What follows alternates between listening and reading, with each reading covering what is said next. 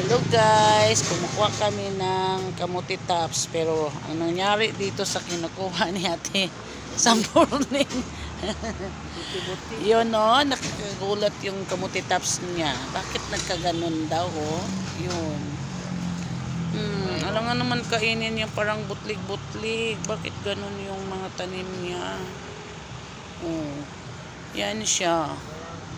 Ito gawin sana niyang salad. Pero iwan ko ba sa kanya bakit sabi niya ano. Pero kinuha, nagganyan ako tio.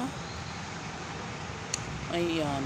Share ko lang sa inyo guys. Bakit nangyari ito? Ano kayang pwedeng i-spray nito? Bakit ganun yung may butlig-butlig? O ayan na nga. Tingnan nyo yung kamuti tops namin. Hindi pa. Maka ba? Iwan ko. Ito naman kumukuha, nagkasakit. At saka ano. Dito na tayo sa Alagbati. Dito na lang daw tayo, kami sa Alagbati. Tingnan nyo sa morning. Tingnan nyo yung Alagbati namin. Parang natutuyo na rin. Oh, diba? Yan. Yan siya, kumukuha siya. Gulay. Yun. Kawawang nila. Kawawang nila lang daw yan. Ang hirap. Tagtuyo dito sa amin. Pati yung malunggay namin nagkaganyan na oh. Mga upaw na sila. Yan. Mahilig kasi si ate Samponin din ng gulay-gulay. Kaya yun oh.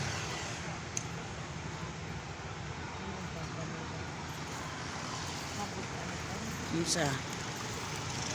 Ang kabutins. Sabi sibog dito kay kabutins natin.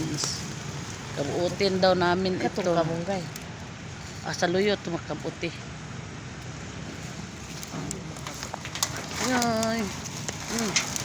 Te. Aray. Kabutin mo na. Tiniran na niya yung kalamunggay. Kana teo. Te.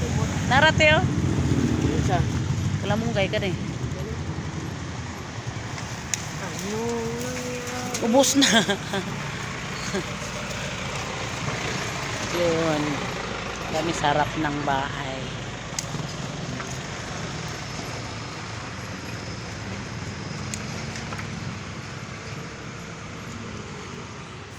Nanguha siya ng gulay. Para ano, gugulayin niya ngayong hapon. Mahirap ang maging mahirap.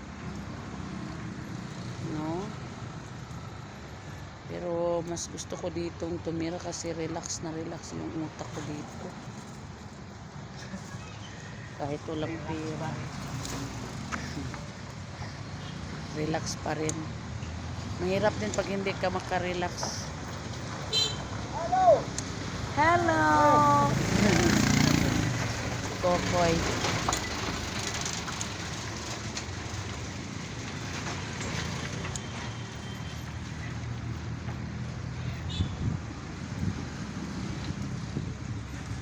Ayan, at isang morning nakuha siya ng ulam. Ano kami na live kami mamaya. Kawa siya ng saan ni mo na pagbante? Okay.